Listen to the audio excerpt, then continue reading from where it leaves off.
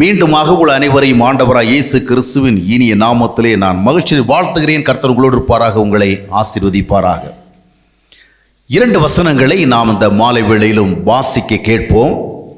அந்த வசனங்களை வாசித்து அதனுடைய அடிப்படையிலே ஆண்டவர் இந்த தினத்தில் நம்மோடு பேச விரும்புகிற வார்த்தைகளை கேட்க நாம் கடந்து வருவோம். மத்தேயு 7ஆம் அத்தியாயத்தினுடைய 13, 14 வசனங்கள். இடுக்கமான வாசல் வழியாய் உட்பிரவேசியுங்கள். இடுக்கமான வாசல் வழியாய் உட்பிரவேசியுங்கள். கேட்டுக்கு போகிற வாசல் விரிவும், கேட்டுக்கு போகும் வாசல் விரிவும், வழி விசாலமாய் இருக்கிறது. வழி விசாலமாய் இருக்கிறது. அதன் வழியாய் பிரவேசிக்கிறவர்கள் அநேகர். அதன் வழியாய் பிரவேசிக்கிறவர்கள் அநேகர். ஜீவனுக்கு போகிற வாசல், ஜீவனுக்கு போகிற வாசல் இடுக்கமும், இடுக்கமும், வழி நெருக்கமாய் இருக்கிறது. வழி நெருக்கமாய் இருக்கிறது. அதை கண்டுபிடிக்கிறவர்கள் சிலர். அதை கண்டுபிடிக்கிறவர்கள் சிலர். 2 விதமான பாதைகளை குறித்து ஆண்டவராய் இயேசு கிறிஸ்து இங்கே சொல்வதை நாம் பார்க்கிறோம்.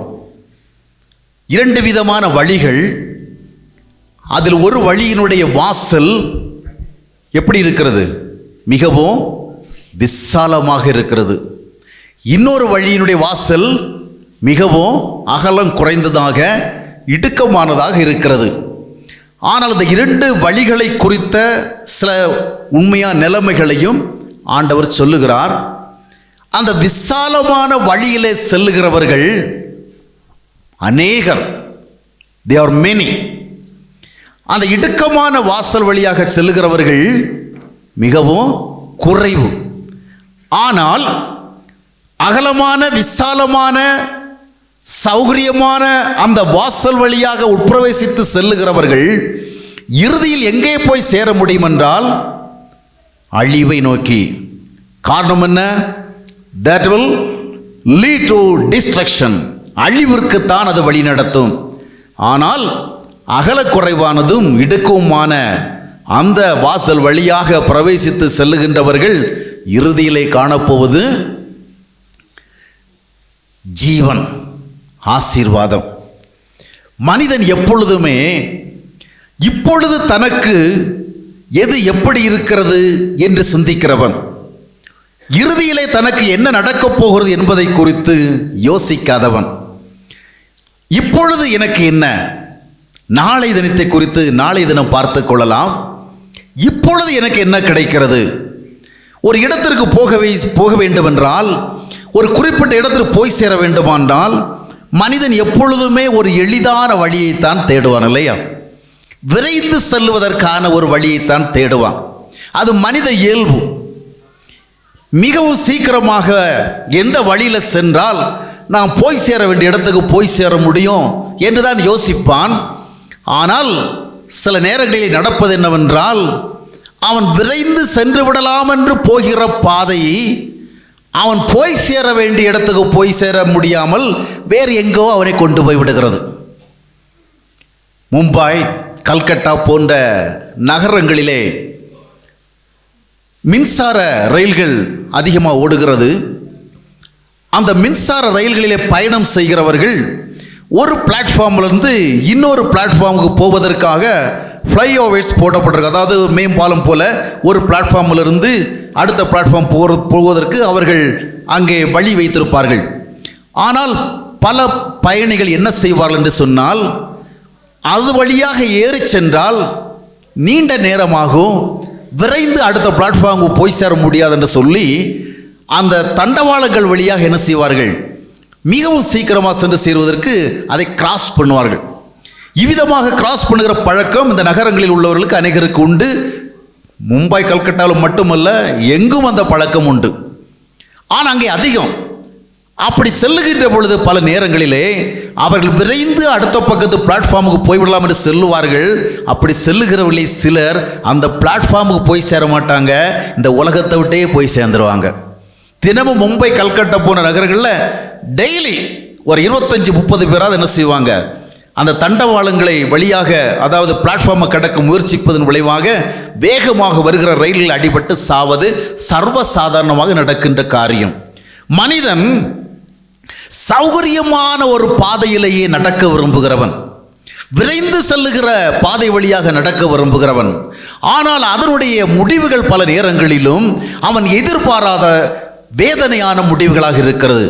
அருமையான சகோதரர்களே, சகோதரிகளே, ஆண்டவர் நமக்கு இங்கே 2 பாதைகளை காண்பிக்கிறார். அந்த பாதைகளுடைய முதல் பக்கத்தை பார்க்கும் பொழுது, ஒன்று சௌகரியமான பாதை. எப்படிப்பட்ட பாதை? வெரி கம்ஃபர்டபுள் ரோட், சௌகரியமான பாதை. இன்னொன்று இடுக்கமான பாதை, ஆனால் அது சரியான பாதை. சரியான பாதை, ஆனால் அது இடுக்கமாக இருக்குது. சௌகரியமான பாதை, அது விசாலமாக இருக்கிறது. இந்த சௌகரியமான ஒரு பாதையில் நாம் பயணம் செய்ய விரும்புகிறோமா, இல்லை சரியான பாதையிலே பயணம் செய்ய விரும்புகிறோமா? வாழ்க்கையிலே மனிதன் எப்பொழுதுமே சௌகரியத்துக்கு தான் முக்கியத்துவம் கொடுப்பான். சட்ட ரீதியாக சில முறைகள் இருக்கும், சில காரியங்களை செய்வதற்கென்று தனி விதிமுறைகள் இருக்கும், சில பொருட்களை உபயோகிப்பதற்கென்று குறிப்பிட்ட விதமான வழிகாட்டுதல் இருக்கும். அவற்றை மனிதன் பின்பற்றுவதில்லை. தனக்கு எது சௌகரியமாக இருக்கோ அதைத்தான் செய்வான், இல்லையா? ஆனால் சௌகரியமான வழிகளை நாம் பின்பற்றுகின்ற பொழுது பல நேரங்களிலும் அதனுடைய விளைவுகள் மிக மோசமாக இருக்கிறது. பல ஆண்டுகளுக்கு முன்பாக நான் ஒரு குறிப்பிட்ட வழியாக குறிப்பிட்ட ஒரு இடத்திற்கு போய் வருகின்ற பழக்கம் உண்டு. அந்த வழியாக சென்றால் சீக்கிரம் போய் சேர்ந்து விடலாம். அது விரைந்து செல்வதற்கான வழி, சௌகரியமான வழி, டிராஃபிக் ப்ராப்ளம் இருக்காது, நிறைய வாகனங்கள் இருக்காது. அதனால மிகவும் எளிதாக போய்விடலாம். அநேக நாட்கள் அவ்விதமாக நான் போய் வந்திருக்கிறேன். ஆனால் ஒரு முறை நான் அவ்விதமான சாலையிலே சென்று கொண்டிருந்த பொழுது எனக்கு தெரிந்த ஒருவர் அதை பார்த்து விட்டு சொன்னார், இந்த சாலை வழியாக நீங்கள் ஏன் போகிறீர்கள் என்று. அப்போ நான் சொன்னேன், நான் ரொம்ப நாளாக இந்த பாதை வழியாக தான் போயிட்டு இருக்கிறேன். நான் போய் சேர வேண்டிய இடத்துக்கு இது ரொம்ப எளிதானது, சீக்கிரம் போயிடலாம். மெயின் ரூட்டில் போயிடுச்சுன்னு சொன்னால் நிறைய டிராஃபிக் ப்ராப்ளம், நிறைய நேரமாகும். இங்கே சிக்னல் ப்ராப்ளம், அந்த ப்ராப்ளம், நிறைய வெஹிக்கிள்ஸ் ஒன்றும் கிடையாது, குயிக்காக போய் சேர்ந்துடலாம் அப்படின்னு. அப்போ அவர் சொன்னார், நீங்கள் போயிட்டுருக்கிற அந்த பாதை சரியான பாதை கிடையாது. இது நீங்கள் போவதற்கு ஏற்ற ஒரு வழி அல்ல, அதனால் அந்த வழியில் போகாதீங்கன்னு. அப்போ நான் சொன்னேன், என்னங்க நான் ரொம்ப நாளாக போயிட்டுருக்கிறேன், இது ரொம்ப நாளாக போயிட்டுருக்கிறேன். அப்போ அவர் சொன்னார், ரொம்ப நாளாக போயிட்டுருக்கலாம், ஆனால் எந்த நேரத்தில் இந்த பாதையில் உங்களுக்கு தேவையற்ற பிரச்சனைகள் வரும் என்று தெரியாது. இந்த பாதையில் பல பிரச்சனைகள் உண்டு, அந்த பிரச்சனைகளால் அநேகர் பாதிக்கப்பட்டிருக்கிறார்கள். அதுபோன்ற ஒரு பிரச்சனை உங்களுக்கு வருவதற்கு வாய்ப்புண்டு. இதுவரை வரவில்லை என்பதற்காக இனி வராது என்று அர்த்தமல்ல. அதனால் அந்த பாதை வேண்டாம். சில பாதைகளில் நாம் தொடர்ந்து நடந்து கொண்டிருக்கலாம், அது நமக்கு ஒரு பிரச்சனை ஏற்படுத்தாமல் இருக்கலாம். ஆனால் இருந்தாலும் அந்த பாதை ஆபத்தான பாதை. எந்த நேரத்திலே அந்த பாதையிலே நமக்கு கேடானவை நிகழும் என்று சொல்ல முடியாது. எனவே வாழ்க்கையில் சௌகரியமான பாதை என்ற அடிப்படையில் அல்ல, சரியான பாதையில் வேதாகமம் நமக்கு சௌகரியமானதை குறித்தல்ல, சரியானதை குறித்து பேசுகிறது. சரியானவைகள் எப்பொழுதுமே கொஞ்சம் சிரமமாகத்தான் இருக்கும், கடினமானதாகத்தான் இருக்கும். இயேசு கிறிஸ்து சரியான சத்தியங்களை பேசினார், சரியான வார்த்தைகளை பேசினார், சரியான வழிகளை காண்பித்தார். அந்த வழிகளை அவர் பேசிக் கொண்டிருக்கும் பொழுது, சொல்லிக் கொண்டிருக்கும் பொழுது பரிசேயர்கள் அவரை எதிர்த்தார்கள், சதுசேயர்கள் அவர்களை எதிர்த்தார்கள். கேட்டுக்கொண்ட ஜனங்களும் இது கடினமான உபதேசம் என்று சொல்லி திரும்பி சென்று விட்டார்கள். கவர்ச்சியான போதனைகளை கேட்டு கேட்டு மயங்கி போயிருந்த அவர்கள் சரியான போதனைகளை கேட்ட பொழுது அதனால் அவர்கள் கவர்ச்சிக்கப்படாதபடிக்கு அந்த வழிகளை, வார்த்தைகளை வெறுத்தார்கள். அருமையான சகோதரர்களே, இந்த 3ஆம் நாள் கூடுகையிலும் கலந்து கொண்டிருக்கின்ற உங்களுக்கு முன்பாக ஒரு கேள்வி என்னவென்றால், நீங்கள் சௌகரியமான ஒரு பாதையில் போக விரும்புகிறீங்களா, சரியான பாதையில் போக விரும்புகிறீங்களா? இன்றைக்கு நீங்கள் போய்கொண்டிருக்கின்ற பாதை, இன்றைக்கு நீங்கள் வாழ்ந்து கொண்டிருக்கிற ஒரு வாழ்க்கை முறை சௌகரியங்களின் அடிப்படையிலானதா, சரியானவர்களின் அடிப்படையிலானதா? சௌகரியங்களின் அடிப்படையிலானதா, சத்தியத்தின் அடிப்படையிலானதா? எதை செய்தாலும் சரியாக செய்ய வேண்டும். சரியாக செய்வது எவ்வளவு சிரமங்களை கொண்டு வந்தாலும் சரி, எவ்வளவு நன்மைகளை அது காலதாமதப்படுத்தினாலும் சரி, அதுதான் நாம் பின்பற்ற வேண்டிய வழி. அல்லேலூயா. இந்த கடைசி காலங்களிலே சௌகரியமான வழிகள் தான் நமக்கு அதிகமாக காண்பிக்கப்படுகிறது. உலகத்திலும் சௌகரியமான காரியங்கள், ஆன்மீகத்திலும் சௌகரியமான காரியங்கள். ஜனங்கள் சௌகரியமான வழிகளிலே போய் பழகி கொண்ட காரணத்தினாலே சரியான வழிகளை குறித்த அவருடைய ஆர்வம் மிகவும் குறைவாக இருக்கின்றது. எனவே அவருடைய வாழ்க்கை சௌகரியங்கள் வழியாக போய் சந்திக்கக்கூடாத வேதனையான நிகழ்வுகளை சந்திக்க நேர்ந்து பிறகு சரி செய்ய முடியாமல் போய்விடுகிறது. சமீபத்தில் ஒரு சகோதரர் எனக்கு ஒரு மெயில் அனுப்பி கேட்டிருந்தார், நீங்கள் உங்கள் பத்திரிகையில் அடிக்கடி இந்த காதல் பற்றியெல்லாம் எழுதிட்டு இருக்கிறீங்க, காதல் கூடாது கூடாதுங்கிற அர்த்தத்தை கொடுக்கின்ற விதமாக எழுதி கொண்டிருக்கிறீங்க. நீங்கள் என்ன எழுதுறீங்க? நல்ல காதலை பற்றி எழுதுறீங்களா, கெட்ட காதலை பற்றி எழுதுறீங்களா? அப்போ நான் அதில் எழுதினா நல்ல காதல் கெட்ட காதல் ஒன்றும் கிடையாது. எல்லா காதலும் நல்ல காதல் தான் ஆரம்பிக்குது. ஆனால் அது எது கெட்ட காதலாக மாறும், எது கேட்டுக்கு வழி நடத்தணும்னு சொல்ல முடியாது அப்படின்னு நான் அந்த பத்திரிகையில் எழுதியிருந்தேன். இப்போ அவருடைய கேள்வி என்னவென்னு சொன்னால், எவ்வளோ பேர் காதல் கல்யாணம் பண்ணிட்டு நல்லா தானே இருக்கிறாங்க, அதனால் ஒட்டுமொத்தமாக காதலை தப்புன்னு சொல்லலாமா அப்படின்னு. காதலித்து திருமணம் செய்து அநேகர் நன்றாக வாழ்ந்து கொண்டிருப்பது எனக்கும் தெரியும். அப்பா அம்மாவால் பார்த்து வைத்த திருமணங்களுக்கு ஒத்துக்கொண்டு திருமணம் செய்து அநேகர் சரியாக வாழாமல் இருப்பதும் எனக்கு தெரியும். ஆனாலும் காதல் மூலமாக வாழ்க்கை துணை கண்டுகொள்ளுகிற குடும்ப வாழ்வை அமைத்துக் கொள்வது ஒரு சரியான வழி அல்ல. அந்த வழியாக பிரவேசிப்பதன் மூலமாக எந்த நேரத்திலும் கேடுகள் நிகழ்வதற்கு வாய்ப்புண்டு. இன்றைய சமுதாயம் காதல் என்கின்ற ஒரு கலாச்சாரத்தினாலே மிகவும் மோசமாகி நாசமடைந்து கொண்டிருக்கிறது. தினமும் நடைபெற்று கொண்டிருக்கிற கொலைகளுக்கு குறைவே இல்லை. அந்த காலத்தில் காதலித்து காதல் நிறைவேறவில்லை என்று சொன்னால் காதலன் தாடி வளர்த்து கொண்டு சோகப்பாட்டு பாடிக்கொண்டு கவிதை எழுதி கொண்டு நடப்பான். அவனை குறித்து சினிமா தயாரிப்பாளெல்லாம் படம் எடுப்பார்கள். முன்பாக தேவதாஸ் பார்வதி என்றெல்லாம் கதாபாத்திரங்கள் சினிமாக்கள் வந்ததெல்லாம் பழைய ஆட்களுக்கெல்லாம் தெரியும். இப்போ அப்படி கிடையாது. தான் காதலித்த பெண் தன்னுடைய காதலை விட்டு விலகுகிற பொழுது அப்படி கதையை முடிச்சிடறான். காதலித்தபடி தனக்கு விரும்பினவள் வரவில்லை என்றால் அவளை கொன்று விடுகிறான். காதலியும் காதலனை கொல்லுகிறாள், காதலனும் காதலியை கொல்லுகிறான். ஆக மிக மோசமான நிகழ்வுகளை இந்த காதல் கலாச்சாரம் கொண்டு வருகிறது. சிலருடைய வாழ்வு நன்றாக அமைந்துவிட்ட காரணத்திற்காக அது நாம் பின்பற்ற வேண்டிய ஒரு வழி அல்ல, அது ஒரு டேஞ்சரஸ் வே. அந்த பாதை வழியாக எந்த செல்லுகின்ற பொழுது எந்த நேரத்திலே எது நடக்கும் என்று சொல்ல முடியாது. சிலர் சொல்லுவார்கள், காதலித்து கல்யாணம் பண்ணுறதுனால ஒரு வசதி இருக்குது. என்ன வசதின்னு சொன்னால், ஒருத்தர் பார்த்து பேசி பழகி நல்லவரா கெட்டவரான்னு தெரிந்து கொண்டு திருமணம் பண்ணலாம், அப்பா அம்மா பார்த்து வைக்கிற அந்த முறையில் தெரிந்து கொள்ள வாய்ப்பில்லை என்று. ஆனால் ஒரு உண்மை என்னவென்று சொன்னால், காதல் காலங்களில் யாரும் ஒருவரை ஒருவர் புரிந்து கொள்ளவே முடியாது, தெரிந்து கொள்ளவே முடியாது. ஒருவரை விரும்பி கொண்டிருக்கின்ற பொழுது ஒருவரை ஒருவர் பிரியப்படுத்துகிற, ஒருவரை ஒருவர் உற்சாகப்படுத்துகிற, ஒருவரை ஒரு சந்தோஷப்படுத்துகிற உணர்வுகள் தான் மேலோங்கி இருக்குமே ஒழிய உண்மையிலேயே ஒருவர் எப்படி இருக்கிறார் என்பதை அறிந்து கொள்வதற்கு அங்கே வாய்ப்புகள் இல்லை. திருமண வாழ்விற்குள் பிரவேசித்த பிறகுதான் ஒரு மனிதனுடைய இருதயம் உண்மையில் எப்படி இருக்கிறது, தான் விரும்பினவர் உண்மையில் எப்படிப்பட்டவர் என்பதை அறிந்து கொள்ள முடியும். இந்த காதலித்து பழகுற காலத்தில் அதையெல்லாம் அறிந்து கொள்ள முடியாது. எனவே அந்த கருத்து சரியான கருத்து அல்ல. ஆக இந்த வழியாக செல்வது சிலருக்கு சௌகரியமானதாக இருக்கலாம், ஆனால் அது ஒரு சரியற்ற வழி. சிலருக்கு அது பிரச்சனையாக இல்லை என்பதற்காக எல்லோருக்கும் அது ஏற்றதான ஒரு வழி அல்ல, அது ஒரு ஆபத்தான வழி. ஆக சரியான வழிகளிலே நாம் நடக்க வேண்டும். சாலோமோன் ராஜாவினுடைய வாழ்க்கையை நீங்கள் கவனித்து பார்க்கும் பொழுது அவன் சௌகரியமான ஒரு வாழ்க்கையை தெரிந்து கொண்டான். தேவனும் அவனுக்கு ஆஸ்தியையும் அந்தஸ்தையும் அறிவையும் ஞானத்தையும் புத்தியையும் பல்வேறு விதமான ஆசீர்வாதங்களையும் வாரி வழங்கினார். தேவன் நன்மைகளையும் பலவிதமான செல்வங்களையும் அறிவு ஞானங்களையும் வாரி வழங்கின காரணத்தினாலே அவனுடைய இருதயத்தில் ஏற்பட்ட ஒரு எண்ணம் என்னவென்று சொன்னால், வாழ்க்கையை மிக மிக மிக மிக அதிகமாக சௌகரியமாக்கி கொள்ள வேண்டும், சரியாக வாழ வேண்டும் என்ற ஒரு எண்ணத்திற்கு பதிலாக சௌகரியமாக வாழ வேண்டும் என்ற எண்ணம் தான் அவனுக்கு மேலோங்கி இருந்தது. அதனால் தான் அவன் தன்னை எப்படியெல்லாம் சந்தோஷப்படுத்தி கொள்ள வேண்டுமோ அதையே தினமும் சிந்தித்துக் கொண்டிருந்தான், யோசித்துக் கொண்டிருந்தான், திட்டமிட்டு கொண்டிருந்தான். பிரசங்கி 2ஆம் அத்தியாயத்தை நீ வாசித்து பார்க்கும் பொழுது அவன் தன்னுடைய இருதயத்தை பார்த்து சொல்கிறான், வா சந்தோஷத்தை அனுபவி என்று சொல்கிறான். தொடர்ந்து வருகிற வசனங்களை பார்க்கும் பொழுது எந்தெந்த விதத்திலெல்லாம் தன்னை சந்தோஷப்படுத்தி கொள்வதற்கு சௌகரியமான வழிகளை அவன் உருவாக்கி என்பதை பார்க்க முடியும். அவன் தன்னுடைய இதயத்தினுடைய இச்சைகள் எதற்கும் தடைபடவில்லை, கண்கள் விரும்பின ஒன்றுக்கும் இல்லை என்று சொல்லவில்லை. மிக மிக சௌகரியமான ஒரு வாழ்க்கையை வாழ்ந்தான். நன்றாக சாப்பிட்டான், நன்றாக உடுத்தான், அநேகரை திருமணம் செய்து கொண்டு 1000 பேரை திருமணம் பண்ணி கொண்டான். சௌகரியமான ஒரு வாழ்க்கை.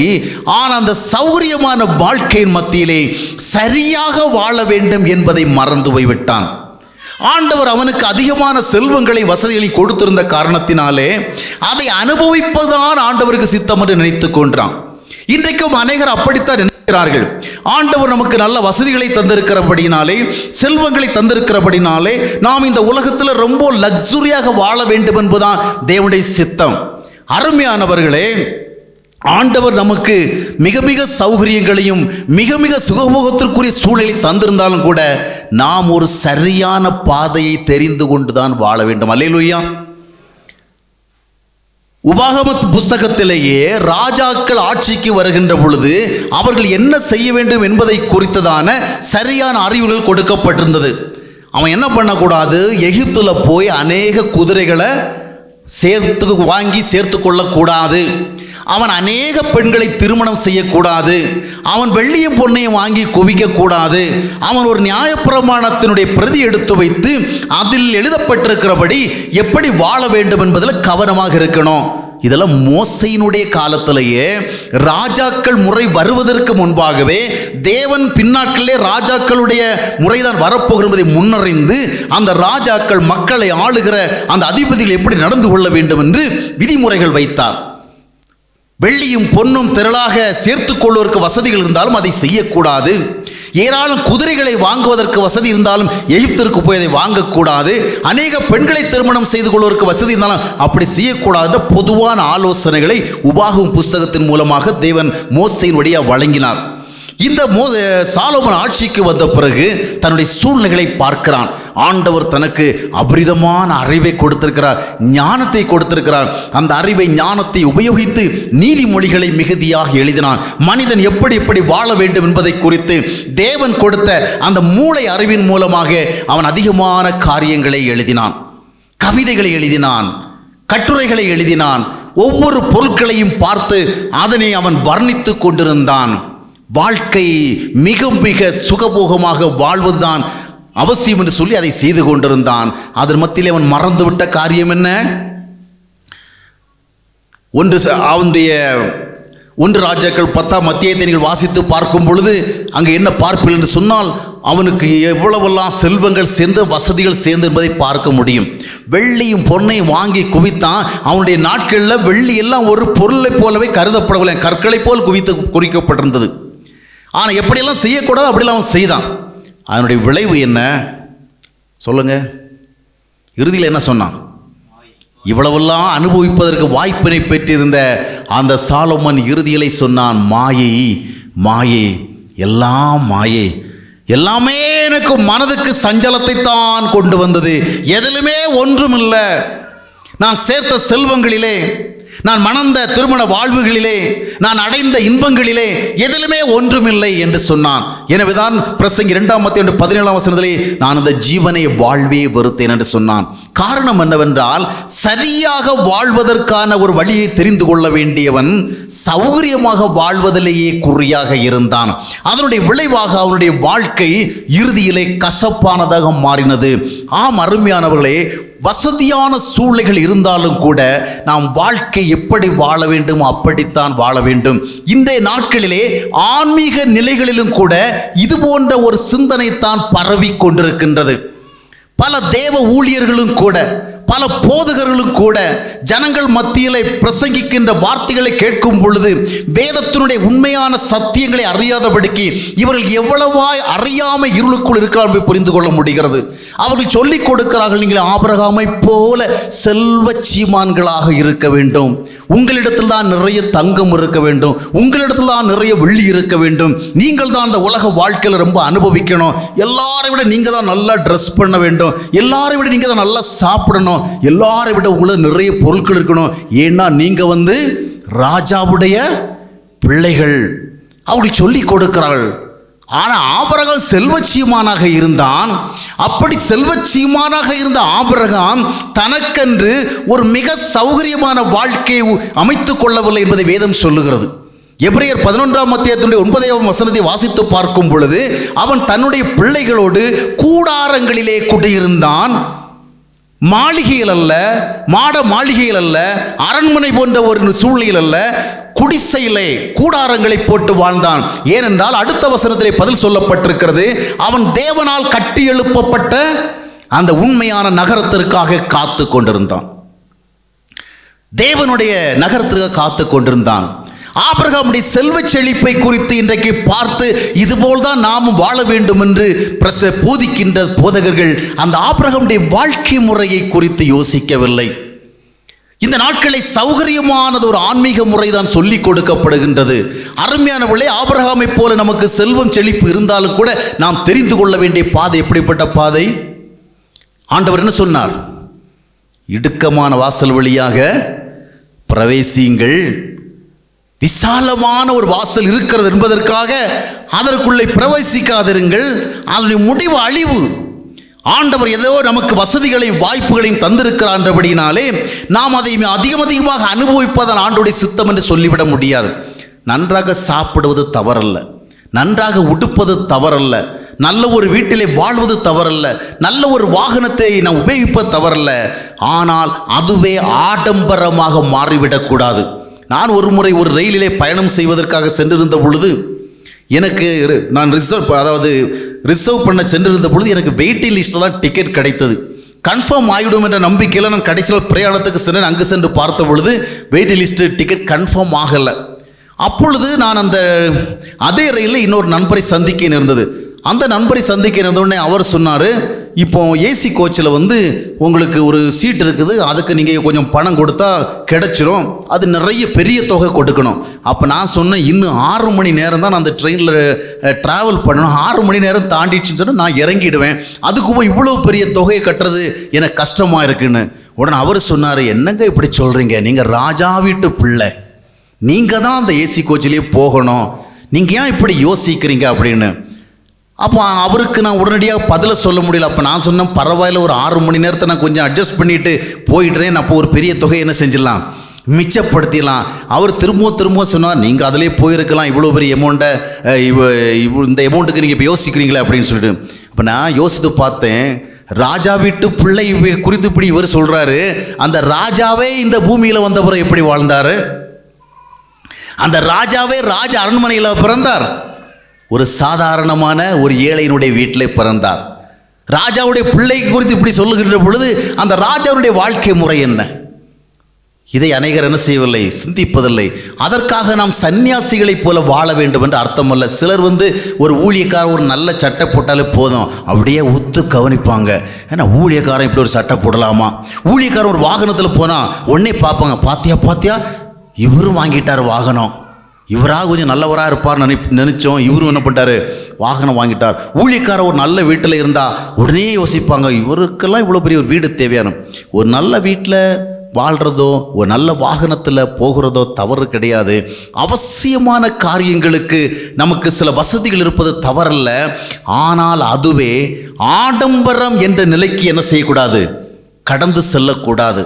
நமக்கு அனுபவிப்பதற்கு எல்லாமே இருந்தாலும் கூட ஒரு சரியான பாதையைத்தான் நாம் தெரிந்து கொள்ள வேண்டுமே ஒழிய மிக மிக சௌகரியமான பாதையை தெரிந்து கொள்ளக்கூடாது. இன்றைய தேவ ஊழியர்களையே நாம் பலரை தொலைக்காட்சி வழியாக பார்க்கும் பொழுது சினிமா நடிகர்களெல்லாம் மிஞ்சி விதமாக இருக்கிறார்கள் இல்லையா?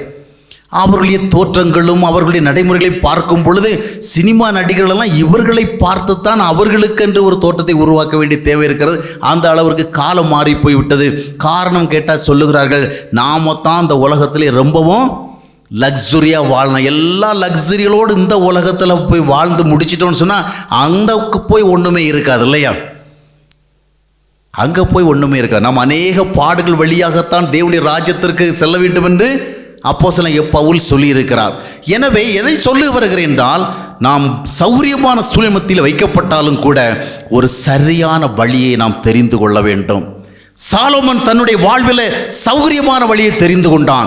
ஆனால் அவனுடைய தகப்பனாகிய தாவீதோ பல போராட்டங்களை சந்தித்தவன், பல நெருக்கடிகளை சந்தித்தவன், பல சோதனைகளை கடந்து சென்றவன், எப்பொழுதும் எதிரிகளினாலே அவன் எதிர்க்கப்பட்டு கொண்டிருந்தவன், பலவிதமான அச்சுறுத்தலுக்கு மத்தியிலே வாழ்ந்தவன். ஆனாலும் அவைகளுக்கு நடுவில் அவன் எப்படி வாழ்ந்தான்? சரியாக வாழ்ந்தான், சத்தியத்தின்படி வாழ்ந்தான். சரியாக வாழ்வதிலே தவறின பொழுது கண்ணீர் விட்டு அழுது அவன் மனம் திரும்பினான். அப்படிப்பட்ட ஒரு மனிதனை தேவன் தன்னுடைய தாசன் என்று சொல்லிக் கொள்வதற்கு வெட்கப்படவில்லை. அந்த மனிதனை கொண்டு தேவன் ஒரு சாம்ராஜ்யத்தை கட்டி எழுப்பினார். ஆனா சௌகரியமாக வாழ்ந்த இந்த சாலமோனோ வலிமையாக இருந்ததான ஒரு சாம்ராஜ்யத்தை என்ன செய்தான்? உடைந்து போக செய்தான்.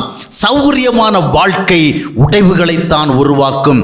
அதிக சுகங்களை தேடுகிற வாழ்க்கை பலவிதமான கேடுபாடுகளைத்தான் கொண்டு வரும். எனவே சௌகரியமான பாதை அல்ல, சரியான பாதை. அல்லேலூயா. எது சௌகரியம் என்பதல்ல, எது சரியானது என்பதுதான் முக்கியம். இன்றைய ஆன்மீக உலகத்திலும் கூட சௌகரியமான பாதைகள் தான் பின்பற்றப்படுகிறது. ஜனங்கள் ஆசீர்வாதங்களை அடைய விரும்புகிறார்கள், நன்மைகளை அடைய விரும்புகிறார்கள். ஆனால் அவர்களோ அதற்கென்று விதித்த தேவனுடைய சரியான பாதைகளை பின்பற்றாதபடிக்கு சௌகரியமான பாதைகளை பின்பற்றுகிறார்கள். ஒரு தனி மனிதனுக்கு தேவனுடைய ஆசீர்வாதம் தேவை என்றால், தேவனுடைய நன்மை தேவை என்றால், அந்த தனி மனிதன் தேவனோடு ஒரு சரியான உறவை ஏற்படுத்தி கொண்டு அந்த உறவிற்கு தடையாக இருக்கிற பாவத்திலிருந்து கடந்து வருவதற்கு அவன் முடிவு செய்து இயேசு கிறிஸ்துவை பின் ஏற்றுக்கொண்டு பாவத்திலிருந்து அவன் விடுதலை அடைந்து தேவனோடு ஒரு உறவை ஏற்படுத்தி கொள்ள வேண்டும். அல்லேலூயா. நல்ல கவனிங்க. நீங்க ஆசீர்வதிக்கப்பட வேண்டும் என்றால் முதலாவது உங்களுக்கு என்ன தேவை என்று சொன்னால், தேவனோடு ஒரு சரியான உறவு. தேவனோடு ஒரு சரியான உறவை ஏற்படுத்தி கொண்டு அந்த உறவின் அடிப்படையிலே அந்த தேவனோடு நெருங்கின ஐக்கியம் கொண்டு வாழ்ந்து அவருடைய திட்டத்திற்கு ஏற்றபடி உங்களுடைய வாழ்க்கை ஒப்பு கொடுத்து வாழுகின்ற பொழுது ஆண்டவர் உங்களை ஆசீர்வதிப்பார். அல்லேலூயா. தேவனுடைய ஐக்கியத்திலே வாழ்கிறவர்களை, தேவனுடைய திட்டத்தை ஏற்றுக்கொண்டு அவருடைய இலக்கை நோக்கி செல்லுகிறவர்களைத்தான் தேவன் ஆசீர்வதிக்கிறார். இதுதான் எந்த பாதை? சரியான பாதை. ஆண்டவர் யாரை ஆசீர்வதிக்கிறார்? அநேகர் சொல்லிக் கொடுக்கிறார்கள், நிறைய காணிக்கை கொடுக்கிறவர்களைத்தான் ஆசீர்வதிக்கிறார் என்று சொல்லிக் கொடுக்கிறார்கள்.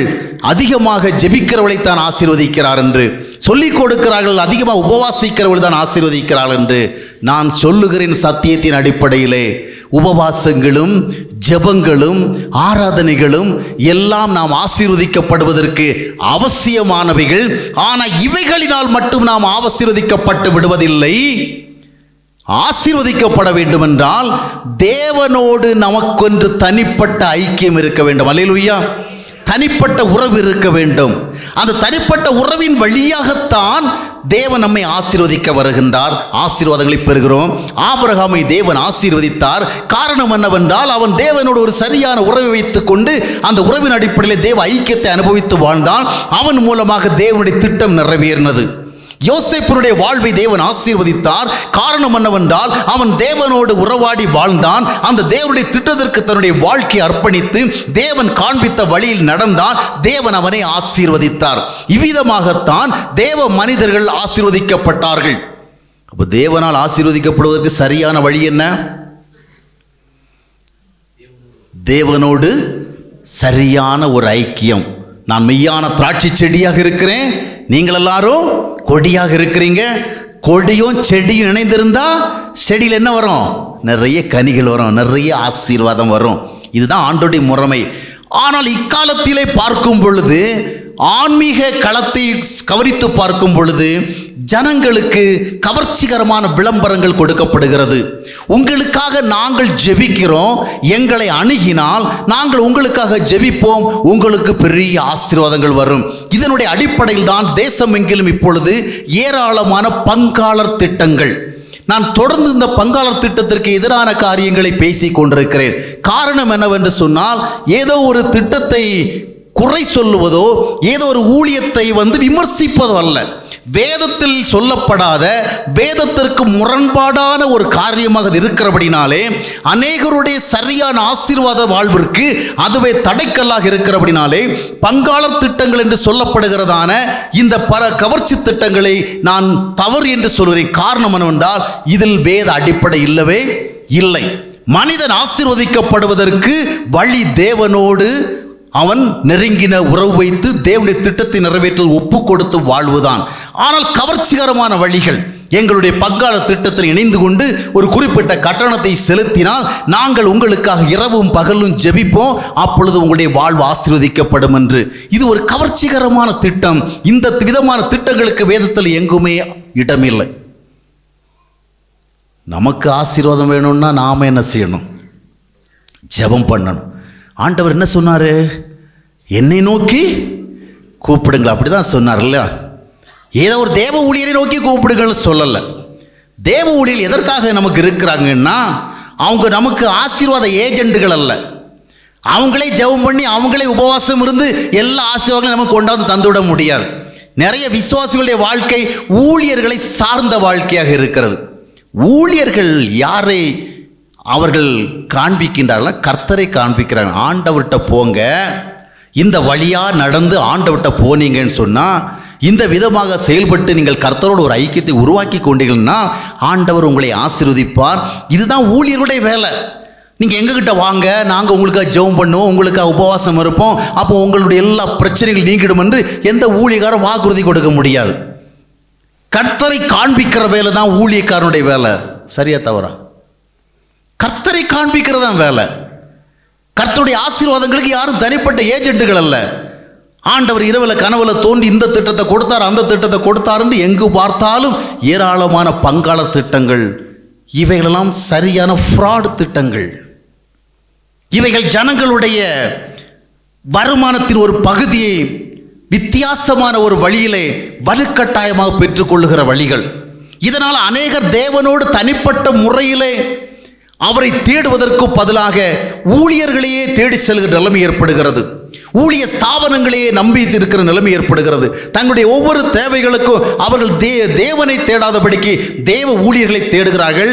எனவே அவர்களுக்கும் தேவனுக்கும் ஒருபோதும் ஐக்கியம் ஏற்படுவதற்கு வழி இல்லாமல் போய்விடுகிறது. சௌகரியமான பாதை. ஊழியக்காரங்க நமக்காக ஜெபம் பண்ணுவாங்க, நாம் நம்முடைய வேலையை பார்த்துக்கலாம், நாம் வாழ்கிற மாதிரி வாழ்ந்துக்கலாம், டிவி பார்த்துட்டு உட்காந்துருக்கலாம், ஆன்லைனில் எல்லாத்தையும் நம்ம என்ஜாய் பண்ணிக்கிட்டு இருக்கலாம். அங்கே ஊழியக்காரங்க என்ன பண்ணுவாங்க? ஜெபம் பண்ணுவாங்க. அருமையானவளை, நான் சொல்லுகின்ற காரியங்கள் உங்களுக்கு சற்று கடினமாக உணரப்பட்டாலும் நான் இந்த உண்மையை தான் சொல்லுகிறேன். இது நீங்கள் அறிந்து கொள்ள வேண்டிய ஒரு உண்மை. தேவனோடு நீங்கள் பேசி ஆசீர்வாதத்தை பெறுங்கள். எந்த ஊழியருடைய ஜெபத்தையும் சார்ந்து வாழாதிருங்கள். கடைசி காலம் ஜெபங்கள் எல்லாம் வியாபாரங்களாக்கப்பட்ட காலம். ஆக அநேகர் இன்னும் பாருங்கள், காணிக்கைகளை கொடுத்து ஆசீர்வதிக்கப்பட்டு விடலாம். காணிக்கை நாம் கொடுக்கணும்.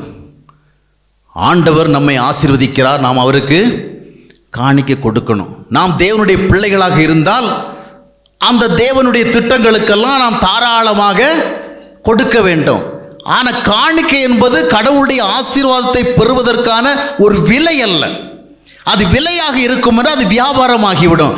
ஆண்டவரை நான் இப்பொழுது தருவேன், நீர் எனக்கு இதை செய்யணும் அப்படின்னா அது ஒரு ஒப்பந்தமாக மாறிவிடும். இன்றைக்கு பல கிறிஸ்தவ பத்திரிகைகளை கூட பார்க்கும் பொழுது அவர்கள் ஒவ்வொரு திட்டங்களை அறிவிக்கிறார்கள். திட்டங்களை அறிவித்து விட்டு அதற்கு விளம்பரம் கொடுக்குறாங்க. அந்த விளம்பரத்தை பார்த்தீங்கன்னு சொன்னால் சில சாட்சிகள் வரும். நான் அந்த கட்டடத்தை அந்த ஜெப மையத்தை அதை கட்டுவதற்கு 600 ரூபாய் கொடுத்தேன். அந்த மாதமே எனக்கு 6 லட்சம் ரூபாயில் ஆண்டவர் ஒரு வீட்டை கொடுத்தார். உடனே அது கீழே எழுதியிருக்கோம், இதுபோல் நீங்களும் ஆசீர்வதிக்கப்பட விரும்புகிறீர்களா? இப்பொழுதே தொடர்பு கொள்ளுங்கள். தொடர்பு கொள்ள வேண்டிய முகவரி, ஃபோன் நம்பர்லாம் கொடுக்கப்பட்டிருக்கோம். இதை படிக்கிறவங்களுக்கு என்ன சிந்தனை வரும்? 600 ரூபாய் கொடுத்தா வேறு எந்த வியாபாரத்திலும் இவ்வளவு கிடைக்காது. ஆமாம், என்னதான் முட்டி மோதி நீங்கள் வியாபாரம் பண்ணாலும் சரி, என்ன கேம்பிளிங் பண்ணால் கூட என்ன செய்யாது, 600 ரூபா போட்டு 6 லட்சம் வராது. இதை போல் நீங்களும் ஆசீர்வதிக்கப்பட வேண்டுமானா உடனே என்ன பண்ணுறோம்? பரவாயில்லையே, நம்ம எவ்வளோ வழியில் முயற்சித்து பார்த்தோம், ஒன்றுமே நடக்கலை, 600 ரூபா கொடுத்து பார்ப்போம். ஆக இப்படிப்பட்ட சௌகரியமான வழிகள் வித்தியாசமான முறையிலே மக்களிடத்தில் காண்பிக்கப்படுகிறது. ஜனங்களும் அதை பார்த்து இந்த வழிகளை நாடுகிறார்கள். அருமையான சகோதர சகோதரிகளே, சரியான வழிகளை நாடுங்கள். ஜெபங்கள் நம்முடைய வாழ்விற்கு ஆசீர்வாதங்களை கொண்டு வரும்போது சந்தேகமற்ற உண்மை. காணிக்கை கொடுப்பதனால் நம்முடைய வாழ்வு ஆசீர்வதிக்கப்படும் என்பது உண்மை. ஆனால் நீங்கள் காணிக்கை கொடுத்தா உங்களுக்கு ஆசீர்வாதம் வந்துவிடும் என்று செய்யப்படுகிற விளம்பரங்கள் எல்லாம் பொய்யானவைகள். ஒரு மனிதனுடைய வாழ்வு ஆண்டவரோடு சரியாக இணைக்கப்பட்டால் ஒழிய அந்த மனிதனுடைய காணிக்கைகளோ உபவாசங்களோ ஆண்டவருடைய ஆசீர்வாதங்களை கொண்டு வருவதில்லை.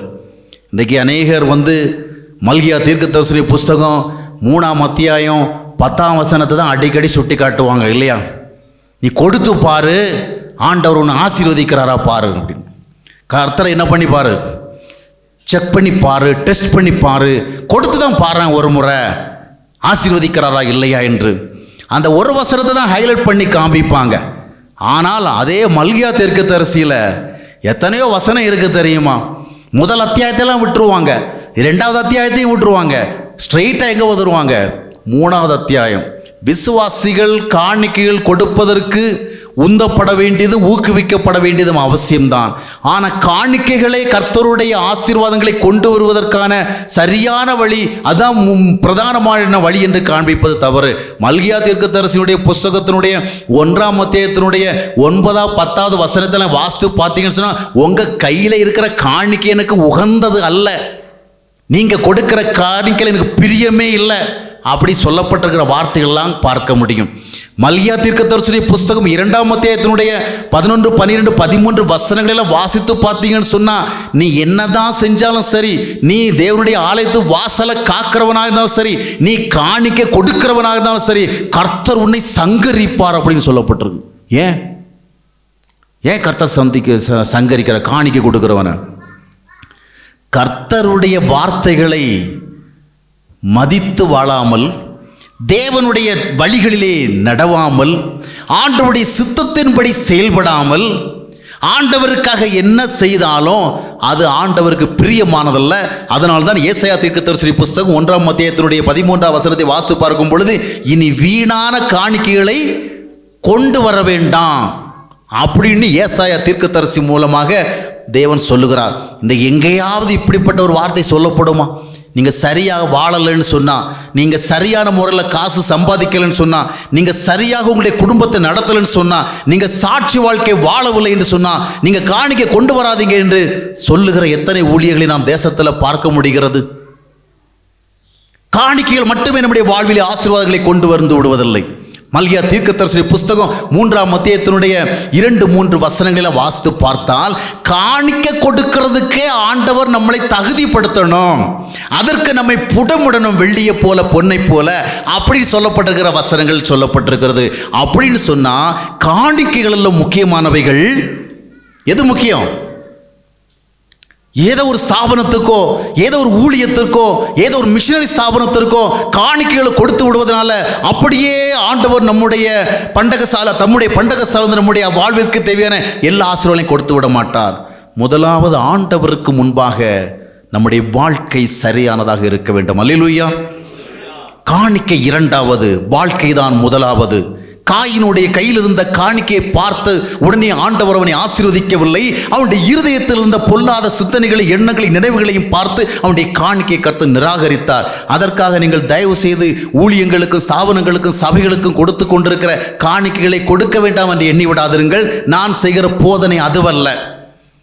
காணிக்கைகளையே நீங்கள் ஆசீர்வாதத்தினுடைய வழிகளாக எண்ணாதிருங்கள். உங்களுடைய வாழ்க்கை ஆண்டவருக்கு முன்பாக சரியாக வைப்பதற்கு முக்கியத்துவம் செலுத்தாமல் காணிக்கைகளை ஆசீர்வாதம் கொண்டு வந்து விடும் என்று எண்ணி விடாதிருங்கள். சிலர் சொல்லுவாங்க, காணிக்கை கொடுக்கலன்னு சொன்னால் உடனே ஏதாவது ஒரு நஷ்டம் வந்துடும், ஏதாவது ஒரு கஷ்டம் வந்துடும். இதுக்கு பயந்தே நிறைய பேர் காணிக்கை கொடுக்கறது. ஆண்டவர் நம்மிடத்தில் யாரையும் மிரட்டி காணிக்கை வாங்கிறது கிடையாது, பயமுறுத்தி காணிக்கை வாங்கிறது இல்லை. சிலர் பாருங்க, ஒரு மாதம் காணிக்கை கொடுக்கலன்னா அப்போ அந்த நேரத்தில் ஒரு வியாதி வந்தால் போதும், கடவுள் நம்மளை சரியாக தண்டிச்சிட்டாரு. ஆமாம், உடனே ஆண்டவர் பழி வாங்குற ஒரு மாதிரி வந்துடுவார். காணிக்கை கொடுக்கலல்ல, பாரு அந்த காசை உனக்கு டாக்டர்கிட்ட கொடுக்க வைக்கிறேன் அப்படிங்கிற மாதிரி கர்த்தர் செயல்பட்டதா நினைக்கிறேன். அப்படிலாம் இல்லைங்க. சரியான சத்தியத்தை அறிந்து கொள்ளணும். சரியான சத்தியங்களை அறிந்து கொள்வது கொஞ்சம் கஷ்டம்தான் இல்லையா? சிரமந்தான். எல்லாவற்றை விட ஆண்டவர் நம்முடைய வாழ்வைத்தான் முக்கியமாக எண்ணுகிறார். நம்முடைய இருதயத்தை தான் அவர் பார்க்கிறார். நம்முடைய வாழ்க்கையை நாம் சரியாக வைத்துக் கொள்ள வேண்டும். சரியான ஒரு வாழ்க்கை பாதையிலே நாம் சென்று கொண்டிராமல், சௌரியமான ஒரு வாழ்க்கை பாதையை தெரிந்து கொண்டு ஆண்டவருக்கு எவ்வளவு காணிக்கை கொடுத்தாலும் சரி, ஆண்டவருக்கு எவ்வளவு ஊழியம் செய்தாலும் சரி, அதனால் ஆண்டவர் நம்மை ஆசீர்வதித்து விட மாட்டார். எனவே சரியான வழிகளை பின்பற்றுவோம். ஆண்டவருக்கு தாராளமாக காணிக்கை கொடுங்க, கஞ்சத்தனமாக இராதிருங்க. நான் சொல்லுகிற வார்த்தைகளை நீங்கள் எதற்காக சொல்லுகின்றதை புரிந்து கொள்ள வேண்டும். காணிக்கைகளை தாராளமாக ஊழியங்களுக்கு கொடுங்க, சரியான ஊழியங்களுக்கு கொடுங்க, சரியாக உபயோகிக்கிறவர்களுக்கு கொடுங்க. தேவனுடைய திட்டம் எங்கே நிறைவேறுகிறதோ அங்கு தான் நாம் காணிக்கை கொடுக்கணும். தேவனுடைய உண்மையான ஊழியர்களுக்கு காணிக்கை கொடுக்கணும். ஆண்டவருடைய ஊழியர்கள் செய்யப்படுகிற இடங்களுக்கு காணிக்கை கொடுக்கணும். எனவே நாம் காணிக்கை கொடுக்கிற விஷயத்தில் தாராளமாக இருக்கணும். ஆனால் காணிக்கைகளே நம்முடைய வாழ்விற்கு ஆசீர்வாதங்களை கொண்டு வந்து விடும் என்று நாம் எண்ணிவிடக்கூடாது. சிலர் சொல்லுவாங்க, ரொம்ப விசுவாசித்தா போதும், வாயினால் ரொம்ப அறிக்கை பண்ணிட்டா போதும், உடனே நம்ம பணக்காரங்க ஆகிடலாம் அப்படின்னு. எல்லாமே நம்முடைய வாயினுடைய அறிக்கையில் தான் இருக்குதுன்னு. இல்லைங்க, வாயினுடைய அறிக்கையில் இல்லை, வாயினுடைய அறிக்கை செய்கிறது அவசியம், எல்லாம் உங்கள் வாழ்க்கையில் தான் இருக்குது. உங்களுடைய வாழ்க்கை ஆண்டவரை கனப்படுத்துகிற ஒரு வாழ்க்கையாக இருந்தால் உங்களுடைய வாயினுடைய அறிக்கையின் அடிப்படையில் அல்ல, உங்களுடைய வாழ்க்கையுடைய செவ்வை நிமித்தம் கர்த்தர் உங்களுக்கு இடம் கொள்ளாதபடிக்கு ஆசீர்வதிப்பார். அல்லேலூயா. தேவன் தமக்கு முன்பாக சரியாக வாழ்கிறவர்களை ஆசீர்வதிக்காமல் இருந்ததே இல்லை. ஆண்டவருக்கு முன்பாக நீங்கள் வாழ்ந்து பாருங்கள், ஆண்டவர் சொன்னபடி செயல்பட்டு பாருங்கள், உங்களுடைய வாழ்க்கையை ஆண்டவர் அர்ப்பணித்து பாருங்கள். ஆண்டவரே, நீர் என்னை ஆசீர்வதிக்கிறோ ஆசீர்வதிக்கலையோ, இந்த பூமியில் நான் உமக்காகத்தான் வாழ்வது என்று முடிவு பண்ணிட்டேன், என்னுடைய வாழ்க்கையை உமக்கு ஒப்பு கொடுக்கிறேன் அப்படின்னு நீங்கள் ஆண்டவர் ஒப்பு கொடுத்து பாருங்கள். ஆண்டவர் உங்களையும் ஆபிரகாமை போல ஆசீர்வதிப்பார். அல்லேலூயா. தேவனுடைய ஆசீர்வாதம் உங்களுடைய வாழ்க்கையில் காண்பீர்கள். குறுக்கு வழிகளே செல்லாதிருங்கள். இந்த கடைசி காலங்களிலே அறிவிக்கப்படுகிற தவறான கவர்ச்சி முறைகளிலே மயங்கி விடாதிருங்கள். ஆண்டவருடைய சரியான வழிகளிலே நடவுங்கள். இன்றைக்கு ஆண்டவருடைய சரியான வழிகளில் நடக்க வேண்டிய அனுபவத்தை மறைமுகமாக மறைக்கின்ற விதமாக பலவிதமான கவர்ச்சியான நூதனமான திட்டங்கள் எல்லாம் தேசத்தில் வந்து கொண்டிருக்கின்றது. அவைகளுக்கு நீங்கள் கவனமாக இருக்க வேண்டியது மிகவும் அவசியம். அல்லேலூயா. ஆக சௌகரியமான ஒரு வழி இல்லை, சரியான ஒரு வழி. தேவன் எப்பொழுதுமே நம்மை சௌகரியமான ஒரு பாதையில் நடத்தி செல்ல வேண்டும் என்பதை விட சரியான பாதையில் நடத்தி செல்வதெல்லாம் கவனம் செலுத்துகிறார். இஸ்ரவேல் ஜனங்களை எகிப்திலிருந்து கானானுக்கு வழி நடத்தி செல்லுகின்ற பொழுது அங்கே நாம் என்ன பார்க்கிறோம்? பெலிஸ்தர்கள் தேசம் வழியாக சென்றால் சீக்கிரம் போயிடலாம்.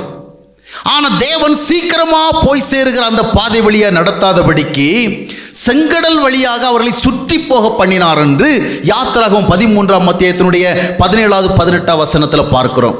பெலிஸ்தர்கள் தேசம் வழியாக போனால் சீக்கிரம் போயிடலாம், ஆனாலும் தேவன் அவர்களை எப்படி போக பண்ணார்? செங்கடல் வழியாக போக பண்ணார். காரணம் என்னவென்றால், பெலிஸ்தர்கள் தேசம் வழியாக சீக்கிரமாக போவதற்கு வாய்ப்பு இருப்பது உண்மைதான். ஆனால் பெலிஸ்தர்கள் தேசம் வழியாக செல்லுகின்ற பொழுது அங்கே ஒரு ஆபத்து உண்டு. சௌகரியமான அந்த பாதையில் ஒரு ஆபத்து உண்டு. அந்த ஆபத்து என்னவென்றால், இவங்க சௌகரியமாக போயிட்டே இருக்கலாம், சீக்கிரமாக போய் சேர்க்கிற வழிதான். ஆனால் அந்த வழியில் போகிற வேளையில் பெலிஸ்தியர்கள் எதிர்ப்பார்கள். பெலிஸ்தியர்கள் எதிர்க்கும் பொழுது ஆயுத பயிற்சி இல்லாத இந்த இஸ்ரவேல் மக்கள், எபிரேய மக்கள் என்ன செய்வார்கள்? அவர்களோடு எதிர்த்து போராட முடியாதபடிக்கு அவங்க என்ன பண்ணுவாங்க? நாம் மறுபடியும் எங்கே போயிடுவோம்? எகிப்துக்கு போயிடுவோம், இவனு நம்மளை அழிச்சிருவானுங்க அப்படி சொல்லிட்டு ரிட்டர்ன் போயிடுவாங்க, மறுபடியும் எகிப்துக்கு போயிடுவாங்க. அந்த மாதிரி ஒன்று நடந்துடக்கூடாது. மறுபடியும் அவங்க என்ன செய்யக்கூடாது? ரிவர்ஸில் வந்துடக்கூடாது என்பதற்காகத்தான் அவர்கள் திருப்பி மறுபடியும் அந்த எகிப்துக்கு வரக்கூடாத ஒரு பாதை வழியாக ஆண்டவர் நடத்தி சென்றார். அல்லேலூயா. சௌகரியமான பாதைகள் நம்மை மறுபடியும் பாவத்திற்கு கொண்டு செல்லும். இந்த அநேகர் ஆண்டவரிடத்திலே வருகிறார்கள், ஆண்டவரை ஏற்றுக்கொள்ளுகிறார்கள், ஆண்டவருடைய வழிகளிலே நடக்க முன் வருகிறார்கள். ஆனால் சௌகரியமான சூழ்நிலை வருகின்ற பொழுது அந்த சௌகரியமான சூழ்நிலைகளுக்குள்ளே அவர்கள் ஆழ்ந்து சென்று அவைகளை அனுபவிப்பதிலே மனதை செலுத்தி தேவன் விதித்த சரியான வழிகளை விட தங்களுக்கு தோன்றுகிற சௌகரியமான வழிகளை சென்று மறுபடியும் எங்கே போய் சேர்ந்துடுறாங்க? பழைய பாவமான வாழ்க்கைக்கு போயிடுறாங்க. மறுபடியும் அவங்க எங்கே பழைய தங்களுடைய தவறான வாழ்க்கை முறைகளுக்கு வந்து சேர்ந்து விடுகிறார்கள். அப்படிப்பட்ட ஒரு சூழ்நிலை வரக்கூடாது என்பதற்காகத்தான் ஆண்டவர் நமக்கு சரியான வழியை காட்டுகிறார். செங்கடல் வழியாக சுற்றி போகிற ஒரு வழியை காண்பித்தார். அங்கே என்ன? அங்கேயும் பார்வோன் எதிர்த்தான். ஆனால் பார்வோன் எதிர்த்தா வேற எங்கே ஓடி போகிறது? நீ பெலிஸ்தியர்கள் எதிர்த்தா பார்வோன் இடத்துல ஓடி போகலாம். இப்போ பார்வோனே எதிர்க்கிறாரு, இனி எங்கே ஓடி போகிறது? எங்கேயும் ஓடி போக முடியாது. ஓடி போன ஆண்டவர்கிட்ட தான் ஓடி போகணும். அப்படித்தானே? ஓடி போகிறதுக்கு வழி இல்லாத ஒரு சூழ்நிலை ஆண்டவர் உருவாக்கினார். அதுதாங்க உண்மையான ஆசீர்வாதத்தின் வழி. எந்த ஒரு மனிதனுடைய வாழ்க்கையை வேற எதையும் செய்ய முடியாத அளவுக்கு தேவன் கொண்டு போகிறாரோ அதனுடைய அர்த்தம் என்னவென்று சொன்னால், நாம் ஆண்டவரை முழுமையாக சார்ந்து அவருடைய ஆசீர்வாதங்களை பெற்றுக்கொள்வதற்குத்தான். சில நேரங்களில் எல்லா பாதைகளும் நமக்கு அடைச்சிடும், எந்த வழியாக போக முடியாது. அண்ணனும் உதவி செய்ய மாட்டேங்கிறான், தம்பியும் உதவி செய்ய மாட்டேங்கிறான், நண்பர்களும் உதவி செய்ய மாட்டேங்கிறாங்க. என்ன ஆண்டவர் நமக்கு ஆசீர்வாதமான வாசலை திறப்பார் என்றால் ஏற்கனவே திறந்திருந்த வாசலை எல்லாம் அடைச்சிடும். இப்போ யாரும் உதவி செய்ய மாட்டேங்கிறாங்க. அதனுடைய அர்த்தம் என்ன? நீங்கள் வேறு எந்த வழியிலும் என்ன செய்ய வேண்டாம், போக வேண்டாம், நானே உங்களுக்கு போதுமானவர். ஆண்டவருடைய வழிதான் மெய்யான வழி. நீங்கள் சார்ந்திருக்க வேண்டியது ஆண்டவரை மட்டும்தான். உங்கள் நண்பர்களை அல்ல, உங்களுடைய உறவினர்களை அல்ல, உங்களுக்கு தெரிந்தவர்களை அண்ணன் தம்பிகள் அல்ல. ஆண்டவரை நம்பி இருப்பதுதான் கடைசி வரை உங்களை வாழ வைக்கும். அந்த உண்மையை உங்களுக்கு விளக்கி சொல்லுவதற்காக தேவன் எல்லா வாசலும் அடைபடுவதற்கு அனுமதிக்கின்றார். அல்லேலூயா. எனவே எல்லா வாசலும் அடைச்சிட்டே இருக்குதே. ஒரு காலகட்டத்தில் பார்த்தீங்கன்னா, நானும் ஆண்டவரை ஏற்றுக்கொண்டு வந்த பொழுது நான் என்ன நினைச்சேன்னு சொன்னால், இனி ஆண்டவர் நமக்கு நிறைய பாதையை திறப்பார், திரும்புகிற இடமெல்லாம் ஆசீர்வாதம் வரும், நாம தான் ஆண்டவரை ஏற்றுக்கொண்டோமே என்று. ஆனால் ஆண்டவரை ஏற்றுக்கொண்ட பிறகுதான் ஏற்கனவே திறந்திருந்த எல்லா பாதைகளும் கூட அடைத்து விட்டது. எங்கும் போக முடியாத ஒரு வழி ஏற்பட்டது. சுற்றி சுற்றி பார்த்த உலகத்தில் வேறு வழியே இல்லை. என்னடா இது, ஆண்டவரை நோக்கி டெய்லி ஜெபம் பண்ணுறோம், உபவாசம் இருக்கிறோம், இரவும் பகலும் பைபிளை படிக்கிறோம், அப்படியெல்லாம் வாழ்கிற பொழுது ஆண்டவர் நமக்கு வாசல்களை திறப்பதற்கு பதிலாக திறந்திருந்த வாசல் எல்லாவற்றையும் அடைத்து போக விடுகிறாரே. என்னால் புரிந்து கொள்ள முடியவில்லை. ஆனால் அதனுடைய அர்த்தம் என்னவென்று சொன்னால், அவரை மட்டுமே நான் சார்ந்திருக்க வேண்டும் என்பதற்காக. என்னுடைய ஊழிய பாதையை கூட கவனித்து பார்க்கும் பொழுது சில காலகட்டங்களிலே எனக்கு ஆதரவாக இருந்தவர்களுடைய அந்த ஆதரவுகளை கூட தொடர்ந்து எனக்கு கிடைக்கக்கூடாதபடிக்கு ஆண்டவர் காரியங்களை செய்தார். என்னை ஆதரித்து கொண்டதில் கூட ஆதரிக்கவில்லை. ஐயோ, இவங்க எனக்கு உதவி செய்திருக்கலாமே, அவங்க உதவி செய்திருக்கலாமே, இவங்க செஞ்ச உதவியை நிறுத்திட்டாங்களே, இவ்விதமாக எல்லாம் நான் வேதனைப்பட்டது உண்டு. அந்த பாதைகள் அன்றைக்கு எனக்கு மிகவும் சோர்வுக்குரியதாக தான் இருந்தது. ஏன் ஆண்டவர் இப்படி செய்கிறார்? ஒரு சின்ன உதவியை கூட வேறு யாரும் செய்ய முடியாதபடிக்கு எல்லா வாசலையும் அடைத்து போட்டிருக்கிறாரேன்னு நான் வருத்தப்பட்டேன். ஆனால் இன்றைக்கு நான் அதற்காக சந்தோஷப்படுகிறேன். அன்றைக்கு எல்லா பாதைகளும் அடைக்கப்பட்டிருந்ததுனால தான் ஆண்டவரை தவிர எனக்கு வேறு பாதையே கிடையாதுங்கிற நிர்பந்த நிலைமைக்கு வந்து அவரையே சார்ந்து கொண்டேன். ஆண்டவரை வாழ வைத்தால் நீர்தான் வாழ வைக்கணும், எனக்கு ஒரு வழியே கிடையாது. அவ்விதமாக சார்ந்து கொண்ட காரணத்தினால்தான் ஆண்டவருக்கு பிரியமாக வாழ்வதற்கான சூழ்நிலையை நான் பெற்றுக்கொண்டேன். அதன் மூலமாக தேவன் இன்றைக்கு என்னை ஆசீர்வதிக்கிறார். ஒருவேளை அன்றைக்கு ஆதரித்தவளெல்லாம் என்னையே அன்றைக்கு ஆதரித்திருந்தால், தொடர்ந்து ஆதரித்திருந்தால் இன்றைக்கு என்ன சொல்லியிருப்பாங்க? சாம்சன் பால் பிரதர் இன்னைக்கு இந்த நிலைமைக்கு வந்ததுக்கு காரணம் யாரு? நாங்கள் தான். அந்த காலத்தில் அவருக்கு நாங்கள் தான் இப்படியெல்லாம் உதவி செய்தோம். அவர் என்ன நிலைமையில் இருந்தார் தெரியுமா? நாங்கள் தான் ஓடி போய் அவருக்கு நன்மை செய்தோம். அதனால் இன்றைக்கி அவர் இந்த நிலைமைக்கு வந்திருக்கிறார். இந்த மாதிரி சொல்கிறதுக்கு ஆண்டவர் ஒருத்தருக்கும் வாய்ப்பு கொடுக்கவே இல்லை. அதனால் இன்றைக்கு என்னுடைய வாழ்வில் ஏற்பட்ட எல்லா உயர்வுகளுக்கும் ஆண்டவர் தான் காரணம். அதுக்காக அவர் யாரையும் பயன்படுத்தவில்லை என்ற அர்த்தம் அல்ல, யாரை கொண்டு உதவுகள் என்ற அர்த்தம் அல்ல. நான் சொல்லுகிறீர்கள், புரிந்து கொள்ள வேண்டும். நான் வேறு யாரையும் சார்ந்து கொள்ளாதபடிக்கு, யாருடைய தயவையும் தேடி செல்லாதபடிக்கு, யாரையும் முகஸ்துதி போட்டு சில உதவிகளை பெற்றுக்கொள்ளாதபடிக்கு ஆண்டவரை சார்ந்திருந்து கௌரவமாக வாழ்வதற்கு ஆண்டவர் உதவி செய்தார். இன்றைக்கு ஆண்டவர் அநேகரை கொண்டு என்னை தாங்குவது உண்மை, அநேகரை கொண்டு என்னை உற்சாகப்படுத்துவது உண்மை. ஆனாலும் ஒருவரை நான் தனிப்பட்ட முறையில் அணுகி என்னை தாங்குங்கள், எனக்கு உதவி செய்யுங்கள், என்னுடைய இந்த ஊழிய திட்டத்துக்கு நீங்கள் ஏதாவது கொடுங்கள் என்று கேட்டதே கிடையாது. இதுவரையிலும் செய்யலை. ஆண்டவர் செய்து கொண்டு தான் இருக்கிறார். அதனால் ஒவ்வொரு காரியத்தையும் செய்கின்ற பொழுது ஒன்றை தெளிவாக சொல்ல முடிகிறது. என்ன? This thing has come from God. இது கர்த்தரிடத்தில் தான் வந்தது. ஆனால் இடையில் அநேக சகோதரர்கள் தான் அதில் வருகிறார்கள், சகோதரிகள் தான் வருகிறார்கள். ஆனால் அவர்களை ஆண்டவர் இயக்குகிறார். அதனால் நாம் ஆண்டவரையே தொடர்ந்து சார்ந்திருந்தால் போதும். யாரையும் தனிப்பட்ட முறையில் போய் முகஸ்துதி போட்டு அவங்கள புகழ்ந்து அவ்விதமாக உதவிகளை பெற தேவையில்லை. கௌரவமான சரியான வழிகளில் நாம் ஆண்டவருடைய ஆசீர்வாதங்களை பெறுவதற்கு வழி இருக்கிற என்பதை கற்றுக்கொண்டேன். அல்லேலூயா, அல்லேலூயா. ஆக அந்த இஸ்ரவேல் ஜனங்களை தேவன் சௌகரியமான ஒரு பாதை வழியாக அழைத்து செல்லாதபடிக்கு சங்கடமான ஒரு பாதையில் அழைத்து சென்றான். ஆனால் அதுதான் சரியான பாதை. அவர்களை எதிர்த்து அந்த பார்வோன் வந்த பொழுது அவர்களுக்கு ஓடி போவதற்கு வழியே இல்லை. அதனால்தான் அவர்களுக்கென்று தேவன் ஒரு புதிய பாதையை உருவாக்கி அந்த பாதை வழியாக தொடர்ந்து கானானை நோக்கி வழி நடத்தினார். அல்லேலூயா. ஆக தேவன் எல்லாவற்றையும் சரியாகத்தான் செய்கிறார். சௌகரியமாக சில காரியங்கள் அமையவில்லை என்று ஒருபோதும் நீங்கள் வருத்தப்படாதிருங்கள். ஆண்டவர் சரியாகத்தான் செய்கிறார். சரியான பாதைகள் வழியாக நாம் சென்றால்தான் ஆண்டவரை அந்த பாதையில் நம்ம காண முடியும்.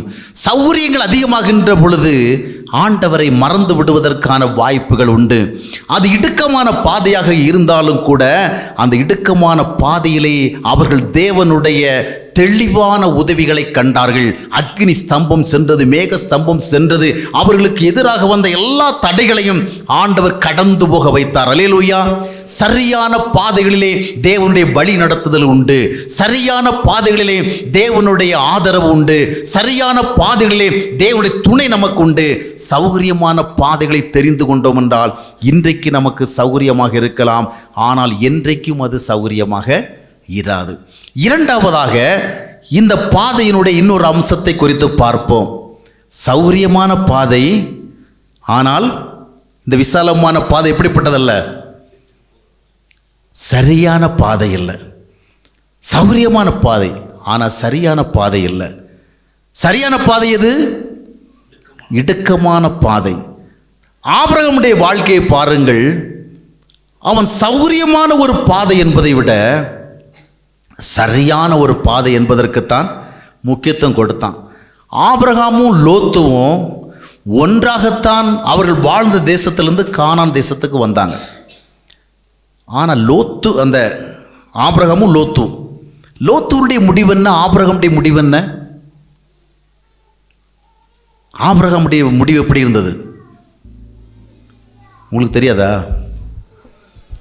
ஆபிரகாமுடைய முடிவு மகிமையான முடிவு. லோத்துடைய முடிவு மிக மிக கேவலமான ஒரு முடிவு.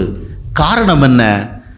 ஆபிரகாமோடு லோத்து சேர்ந்து ஒன்றாக இணைந்து கர்த்தருடைய வழியில் வந்தாலும் கூட அந்த லோத்துவனுடைய மனம் சௌகரியமான ஒரு பாதையை தேடினது. ஆபிரகாமுடைய மனமோ சரியான பாதையை தேடினது. ஆண்டவர் எந்த வழியை காண்பிக்கிறாரோ அந்த வழியாகத்தான் போகணும் அப்படின்னு அவன் ரொம்பவும் கரெக்டாக இருந்தான். ஆனால் லோத்துவுக்கோ சௌகரியமாக போகணும், வாழ்க்கை என்பது மிக சௌகரியமாக இருக்கணும். அந்த விதமாக யோசனை பண்ணி என்ன பண்ணான்னா, அந்த யோர்தான் நதிக்கரையோரம் வந்த பொழுது செழுமையான வளமையான நீர்வளம் பொருந்தின அந்த நிலப்பகுதிகளை எல்லாம் பார்த்த பொழுது அவனுடைய இருதயத்தில் ஒரு எண்ணம் ஏற்படுகிறது, இவையெல்லாம் எனக்கு மட்டுமே சொந்தமாக இருந்தா சௌகரியமாக இருக்குமே, நல்ல ஒரு கம்ஃபர்டபுள் லிவிங் வாழலாமே அப்படின்னு அவன் ஆசைப்பட ஆரம்பித்தான். அவ்விதமாக ஆசைப்பட்டதனுடைய விளைவாக என்ன நடந்தது என்று சொன்னால், ஒரு நல்ல மனித உறவை இழந்தான். ஒரு தேவ மனிதனுடைய உறவை இழந்தான்.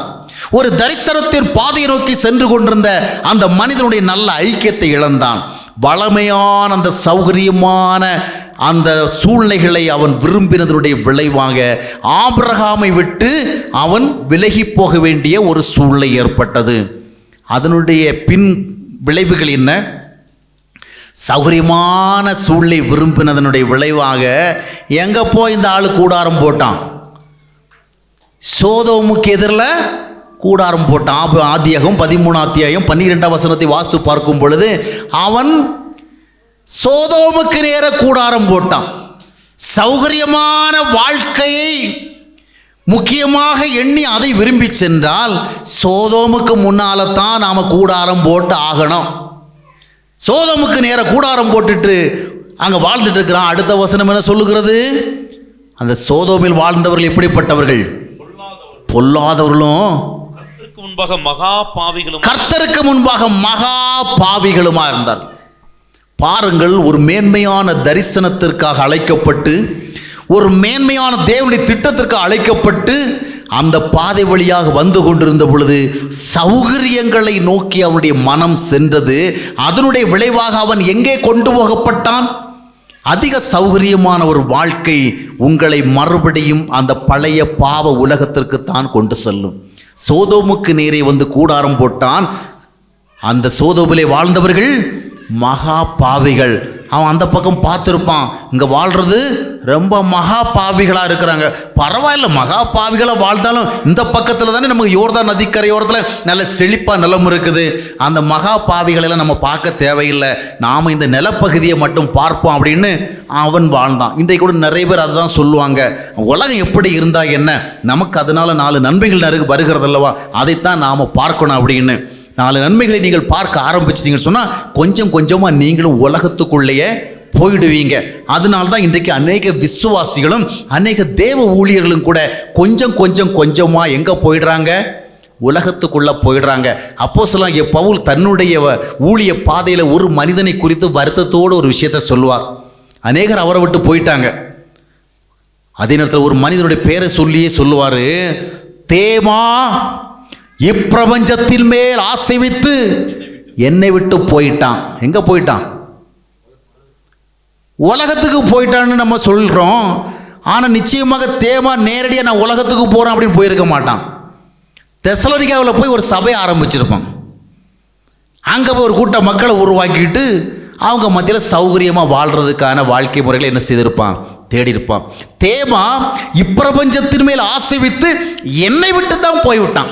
அப்படின்னு அர்த்தம், இந்த பவுலுடைய ஐக்கியத்தில் வாழ்ந்தா நாம் பணக்காரன் ஆகிறதுக்கு வாய்ப்பு இல்லை.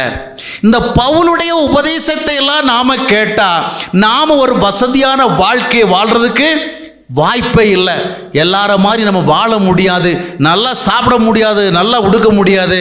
இந்த உலகத்தில் எல்லாரும் எவ்வளோ நல்லா வாழ்கிறாங்க, அவங்கள மாதிரி நாம் வாழ வேண்டாமா? இந்த பவுலுக்கு எப்பொழுதுமே ஒரு இடுக்கமான பாதையில் தான் விருப்பம்.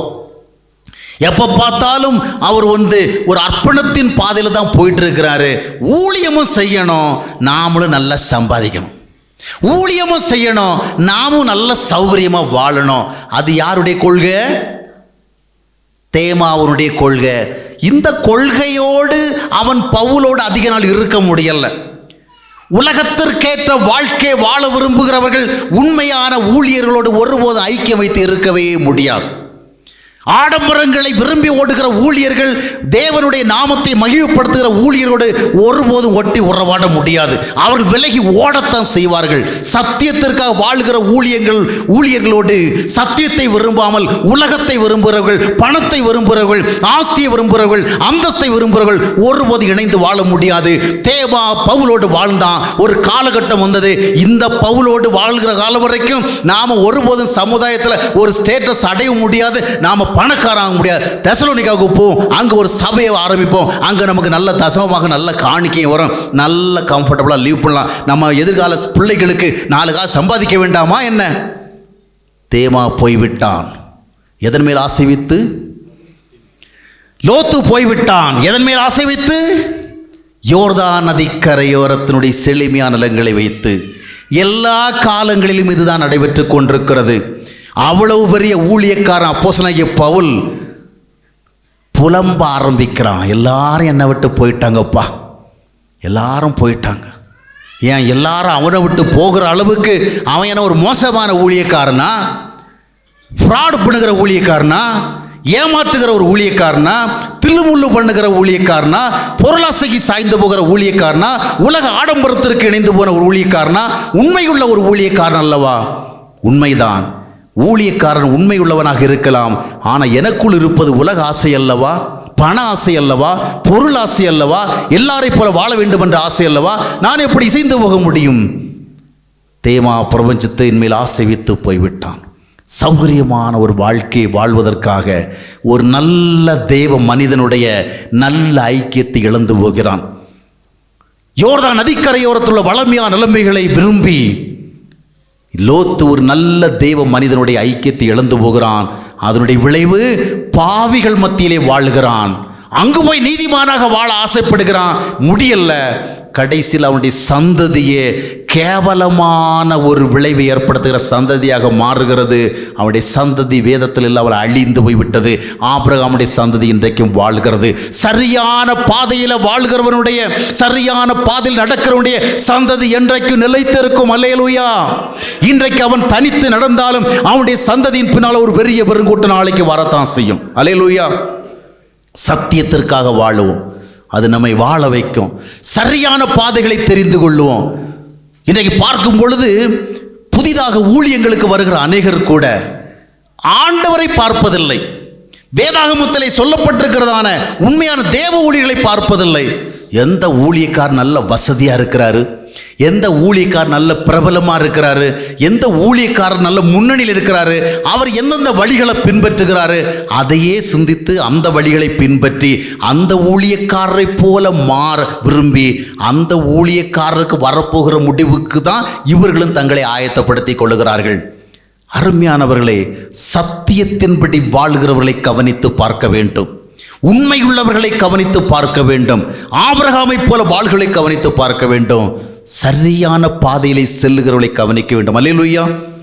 ஆக ஆண்டவர் நம்மை சௌகரியமான ஒரு வாழ்க்கைக்கு அல்ல, சரியான ஒரு வாழ்க்கைக்கு, சரியான வாழ்க்கையில் ஒரு பெரிய சந்தோஷம் உண்டு, ஒரு நிறைவு உண்டு. இறுதியாக இரண்டாவதாக, அந்த விசாலமான பாதையில் நிறைய பேர் போயிட்டு இருக்கிறாங்க, அப்படி தானே? இடுக்கமான பாதையில் வெரி ஃபியூ, ரொம்ப கொஞ்சம். நாம் எப்போவுமே நிறைய பேர் எப்படி எங்கே போயிட்டு இருக்கிறாங்களோ அந்த பாதையில் தானே போவோம்.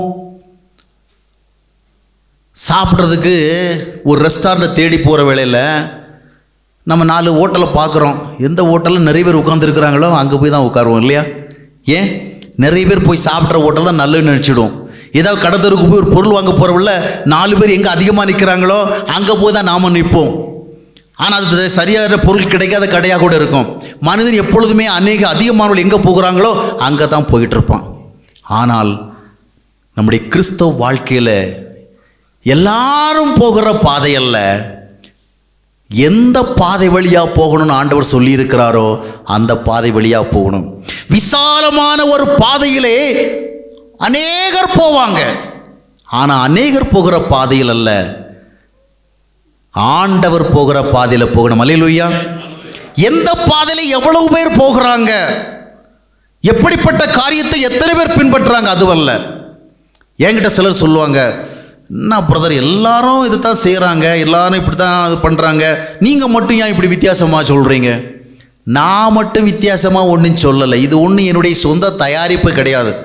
எல்லாரும் இப்படி தான் போகிறாங்க, நீங்கள் மட்டும் வித்தியாசமாக சொல்கிறீங்க. நான் வித்தியாசமாக சொல்லலை, வேதத்தில் இருக்கிறத சொல்கிறேன்.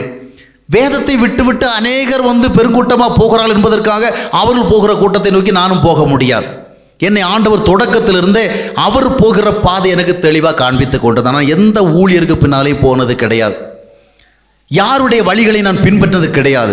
எது உண்மையான வழி ஆண்டவரே, எது நான் பின்பற்ற வேண்டிய வழி ஆண்டவரே என்று என்னுடைய ஆண்டவரிடத்தில் கேட்டு கேட்டு கேட்டு தெரிந்து வேதத்தின்படி அவர் உறுதி செய்த வழிகள் தான் இன்றைக்கு நான் நடந்து கொண்டிருக்கிறேன்.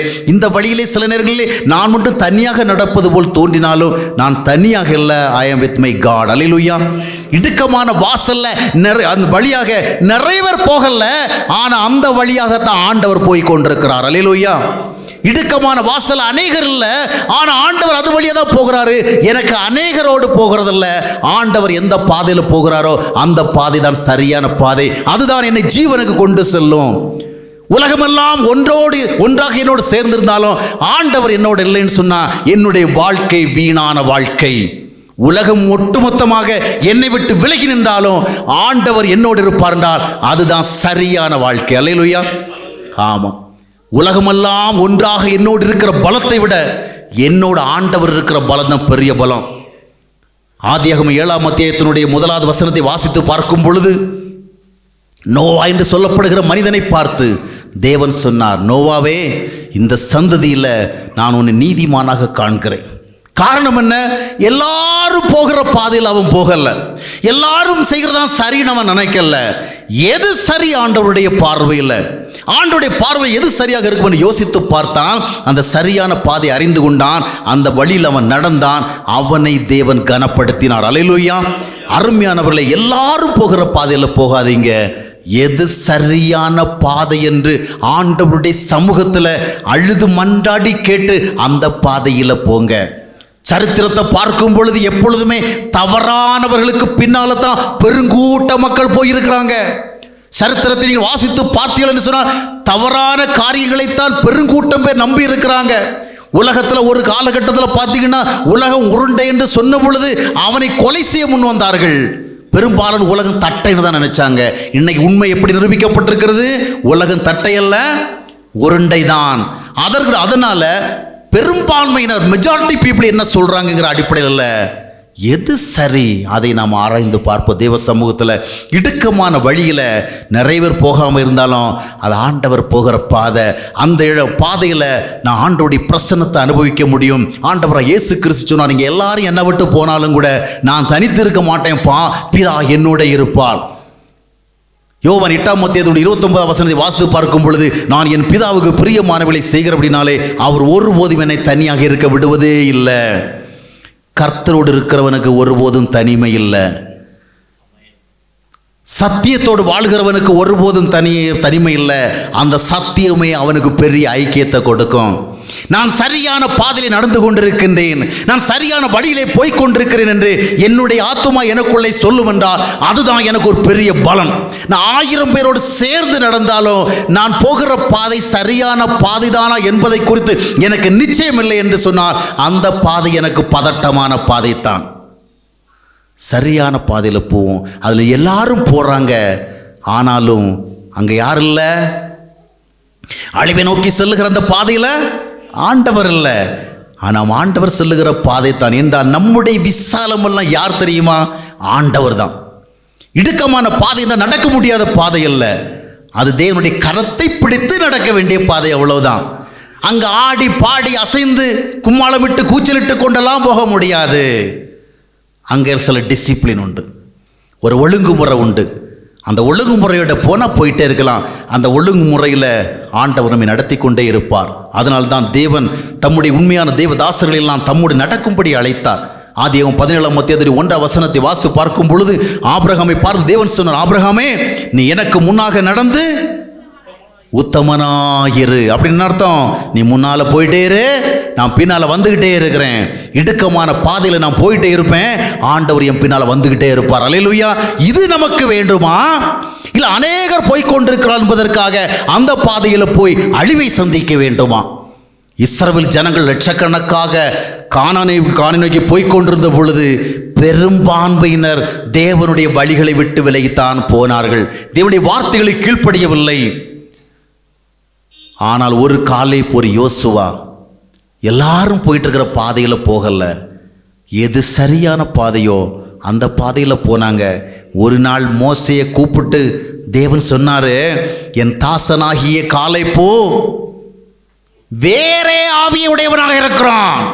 He has got a different spirit. எனவே அவன் என்னை உத்தமமா பின்பற்றான். இத்தனை லட்சம் மக்கள் என்னுடைய வார்த்தைகளுக்கு மதிப்பு கொடுக்காதபடிக்கு, மரியாதை கொடுக்காதபடிக்கு, கனப்படுத்தாதபடிக்கு தன்னுடைய மனதின் ஏவுதல்கள் படி போய் கொண்டிருக்கும் பொழுது என்னுடைய தாசனாகிய காலேப்போ உத்தமமாக என்னை பின்பற்றி கொண்டிருக்கிறான். எனவே அவன் கால் மிதித்த தேசத்தை எல்லாம் அவனுக்கு நான் கொடுப்பேன். அல்லேலூயா. ஒருதன் தான், நிறைய பேர் கிடையாது. எப்பவும் பாருங்க, அவ்வளவு கூட்டம் பேர் போகிற வேளை நாம் மட்டும் தனியாக இருக்க முடியுமா? ஆனால் அவர்கள் தனியாக இருந்தார்கள். சத்தியத்தின் அடிப்படையிலே, சரியான வழியின் அடிப்படையிலே அவர்களை தேவன் பார்த்தார். லட்சக்கணக்கானவங்க தவறா போயிட்டு இருந்தா கூட ஒரு மனிதன் வித்தியாசமாக நடந்த பொழுது ஆண்டவர் பார்த்தார். அருமையான சகோதரி சகோதரிகளே, நாம் வாழ்கின்ற கடைசி காலங்களிலே சத்தியத்திற்காக வாழ்கின்றவர்கள் எங்கே என்ற கேள்வி எழுந்திருக்கின்றது. தேவனுடைய வழிகளில் நடக்கின்ற விசுவாசிகள் எங்கே? தேவனுடைய வழிகளில் நடக்கின்ற ஊழியர்கள் எங்கே என்ற கேள்வி எழுந்திருக்கின்றது. உண்மையான ஒரு தேவ ஊழியரை காண்பிக்க முடியுமா? உண்மையான ஒரு விசுவாசியை காண்பிக்க முடியுமா என்று பல இடங்களிலே கேள்வி எழுந்து கொண்டிருக்கின்றது. இந்த கேள்விக்கு உன்னுடைய பதில் என்ன? நான் தேடி பார்க்கிறேன், ஏதாவது ஊழியக்காரங்க ஆண்டோடைய வழியில் நடக்கிறாங்களான்னு தேடிட்டு வரேன்னு சொல்ல போறீங்களா? எந்தெந்த விசுவாசிகள் கர்த்தருடைய வழியில் நடக்கிறாங்கன்னு நான் பார்த்துட்டு வரேன்னு சொல்ல போறீங்களா? நீங்க செய்ய வேண்டியது என்ன? நான் நடக்கிறேன். ஒருவரும் ஆண்டவருடைய வழியில் நடக்கவில்லை என்றால் ஆண்டவருடைய வழியில் நடக்கிற ஒருவனாக என்னை நான் காண்பிக்க விரும்புகிறேன். அல்லேலூயா. அங்கே கர்த்தர் உங்களை ஆசீர்வதிப்பார். இந்த கடைசி காலத்தில் ஆண்டவர் உங்களை பார்த்து சொல்கிறார், மகனே மகளே, அநேகர் வழிகளை விட்டு விலகி போய் கொண்டிருக்கிறார்கள், அநேகர் விசாலமான பாதையிலே போய் கொண்டிருக்கிறார்கள், அநேகர் சௌரியமான பாதைகளை போய் கொண்டிருக்கிறார்கள், அநேகர் தேமாவை போல அந்த பவுலை விட்டு விலகி போய் கொண்டிருக்கிறார்கள். நீயாவது என்னுடைய வழியில் வரமாட்டாயா? நீ ஒருவனாவது எனக்கு சாட்சியாக இருக்க மாட்டாயா? நீ ஒருவனாவது எனக்கு சாட்சியாக இருப்பதை நான் இன்னொருவருக்கு சுட்டி காட்டலாம் என்று ஆண்டவர் ஆதங்கத்தோடு உங்களை பார்த்து சொல்லிக் கொண்டிருக்கிறார். அல்லேலூயா. அதுதான் ஆசீர்வாதத்திற்கான வழி. இந்த கடைசி காலத்தில் நாம செய்ய வேண்டிய மிகப்பெரிய ஊழியம் எது தெரியுமா? ஆண்டவரே, உமக்காக வாழ்கிற ஒருவனாக உலகத்திற்கு நான் என்னை காண்பிக்க போகிறேன். உமக்காக வாழ்கிற ஒருவன் உண்டு என்பதை நான் காண்பிக்க விரும்புகிறேன். இப்படி நம்ம ஒவ்வொருவரும் எழும்பிட்டோம்னு வச்சிங்களா, தேசத்தில் எழுப்புதல் வரும். நாம் நிறைய ஜப கூட்டங்களை நடத்துகிறதுனால எழுப்புதல் வந்துவிடும் என்று எண்ணிவிட முடியாது. 6 மணி நேரம் 12 மணி நேரம் உபவாசம் இருந்து ஜபம் பண்ணுறதுனால எழுப்புதல் அப்படி இறங்கி வந்துவிடும் என்று எண்ணிவிட முடியாது. இந்தியாவிற்கு எழுப்புதல் வர வேண்டும் என்றால் இயேசு கிறிஸ்துவை அறிந்து கொண்டவர்கள் இயேசு கிறிஸ்துவின் வழிகளில் நடப்பதை பிரமத மக்கள் பார்க்க வேண்டும். நம்முடைய ஜபங்கள் மட்டுமே, உபவாசங்கள் மட்டுமே தேவனை அசைத்து விடாது. ஆண்டவரை அறிந்த நாமே அவருடைய வழியில் நடக்காத பொழுது அறியாத மக்களை தேவன் எப்படி இங்கே கொண்டு வர முடியும்? ஆண்டவருக்காக நடக்கிற மக்கள் எழும்புகிற பொழுது எழுப்புதலும் வரும். அல்லேலூயா. நாம் விடிய விடிய ஜெபிப்பதினாலோ உபவாசிப்பதினாலோ மட்டும் வந்து விடாது. பெருங்கூட்டத்தை கூட்டி வைத்து நாம் நிகழ்ச்சி நடத்தி முடிப்பதனால எழுப்புதல் வராது. எழுப்புதல் வர வேண்டும் என்றால் முதலாவது நான் எழுந்து ஆண்டவருடைய வழிகளில் நடக்க வேண்டும். ஆண்டவருக்கு வாழ்கிற காண்பிக்க வேண்டும். அல்லேலூயா. அவர் நடக்கிறாரா, இவர் நடக்கிறாரா, அந்த ஊழியர் எப்படி வாழ்கிறார், இந்த ஊழியர் எப்படி வாழ்கிறார், இதையெல்லாம் கவனிக்க வேண்டிய காலம் அல்ல. நான் ஆண்டவருக்காக வாழ்கிறேன். அல்லேலூயா. எனக்காக யார் போவான், யாரை நான் அனுப்புவேன் என்ற குரல் வந்த பொழுது ஏசாயா அங்கே பார்க்கவில்லை, இங்கே பார்க்கவில்லை. என்ன சொன்னான்? நான் போகிற ஆண்டவரே, என்னை அனுப்பும். அதைத்தான் இன்றைக்கு ஆண்டவர் கேட்கிறார். எல்லாரும் போகிற பாதையில் போக வேண்டாம். ஆண்டவர் எந்த பாதையில் போக சொன்னாரோ அந்த பாதையில் போவோம். அந்த பாதையில் சமாதானம் உண்டு, அந்த பாதையில் சந்தோஷம் உண்டு, அந்த பாதையில் நிறைவு உண்டு, அந்த பாதையில் நிம்மதி உண்டு. ஆண்டவருக்காக வாழ்கிறேன், ஆண்டவருடைய வழிகளில் நடக்கிறேன், தேவனுடைய வழிகளில் நடக்க ஆசைப்படுகிறேன். என்னிடத்தில் சில குறைவுகள் இருந்தாலும் கூட, என்னிடத்தில் சில தவறுகள் இருந்தாலும் கூட ஆண்டவருக்காக வாழ்வதுதான், ஆண்டவருடைய வழியில் நடப்பதுதான் என்னுடைய இதய ஏக்கம் என்று ஒரு மனிதன் உணர்கின்ற பொழுது அவனுடைய உள்ளத்துக்குள்ளே தெய்வீக சந்தோஷம் கரை புரண்டோடும்.